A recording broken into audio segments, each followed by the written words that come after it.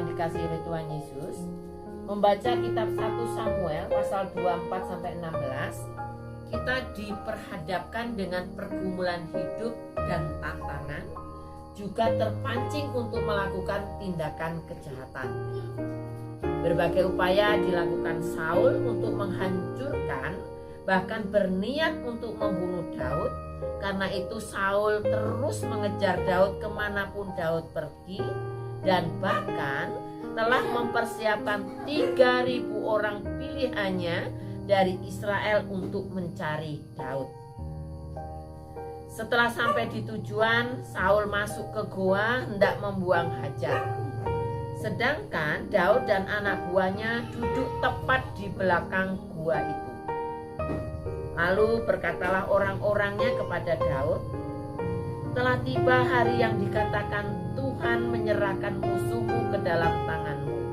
Maka perbuatlah kepadanya apa yang kau pandang baik." Itu ada di 1 Samuel 24 ayat yang kelima. Maka Daud bangun, lalu memotong puncak itu ujung jubah Saul dengan diam-diam. Daud sebenarnya ada kesempatan untuk membalas dendam, tetapi Daud tidak melakukannya. Keputusan yang terbaik bagi Daud karena kesungguhan Daud melihat cinta kasih Allah. Tuhan kiranya menjadi hakim di antara aku dan engkau. Tuhan kiranya membalaskan aku kepadamu, tetapi tanganku tidak akan memukul engkau. Daud mengajarkan kepada kita arti dari melihat Allah sebagai jalan kehidupan dengan tidak membunuh Saul yang diurapinya. Sikap yang diambil oleh Daud adalah keputusan dalam menyikapi pergumulan.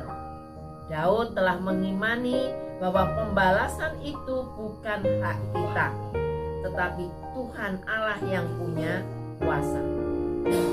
Jika kita mengingat sejarah GKSBS di masa lalu, para pendahulu kita melari para transmigran untuk mengumpulkan saudara-saudari seiman demi mewujudkan persekutuan dan membangun paseduluran.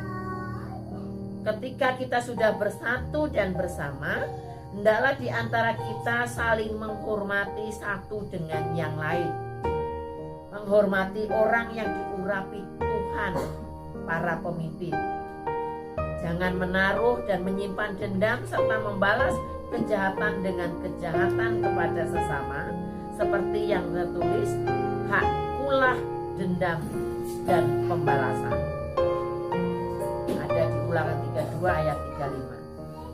Orang percaya dituntut untuk meneladani Kristus, mengasihi dan mengampuni kepada orang yang berbuat jahat kepada kita, dan yang terutama adalah saling mendoakan. Kiranya Tuhan berkenan memampukan kita untuk menjadi pelaku-pelaku firman yang sejati. Demikian Bapak Ibu dari bahan renungan ini yang tadi diberi judul "Pembalasan itu bukan hak kita". Dalam bacaan kita ini dikisahkan tentang kisah Daud dan Saul. Saul itu sangat tidak senang dengan Daud. Maka kemanapun Daud pergi, Saul itu pasti akan mencari dan membunuhnya.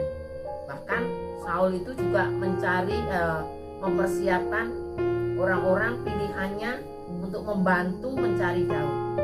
Karena Saul sangat tidak suka dengan Daud. Di bacaan kita ini yang dapat kita pahami, ternyata Saul itu datang ke tempat Daud di mana Daud bersama teman-temannya sedang mengembalakan domba ada di dalam gua. Pada saat itu Saul membuang hajat, ternyata sebetulnya Daud juga ada di sekitar itu. Jika Daud itu mau membalas kejahatan Saul, dia pun bisa dengan sangat mudahnya. Karena Saul sudah masuk ke dalam gua di mana Daud juga saat itu berada.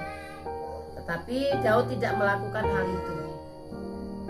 Daud tidak melakukan dengan tidak membalas kejahatan dengan kejahatan.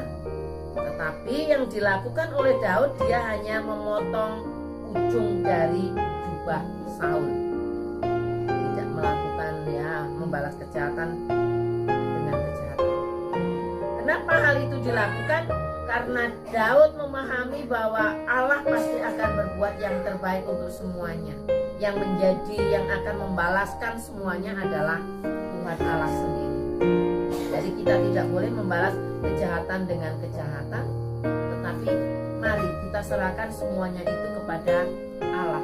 Biarlah Allah yang berkehendak, biarlah Allah yang berbuat, biarlah Allah yang menjadi hakim di dalam kehidupan ini, seperti yang dialami oleh Daud. Nah, ini juga menjadi pembelajaran untuk kita semua. Pada waktu itu kita mengingat sejarah GKSBS itu terjadi dengan cara lari, mengumpulkan transmigran dari mana-mana, dikumpulkan orang-orang yang seiman menjadi satu. Maka setelah mereka menjadi satu, jangan sampai tercerai-berai.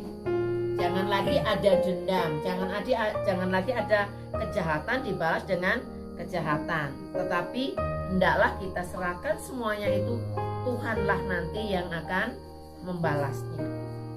Mari kita teladani apa yang dilakukan oleh Daud, maka apa yang akan kita rasakan dalam hidup ini pasti juga akan merasakan kedamaian. Janganlah kita membalas kejahatan dengan kejahatan, tetapi serahkan Tuhan sendiri nanti yang akan membalaskan semua yang dilakukan oleh orang-orang lain yang mungkin yang tidak suka dengan diri kita.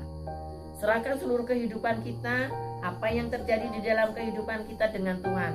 Jangan kita menjadi pendendam, jangan kita menjadi orang yang membalas kejahatan dengan kejahatan. Mari kita hidup saling mengasihi, saling mengampuni satu dengan yang lain, supaya kita dapat meneladani cinta kasih Allah kepada kita. Amin.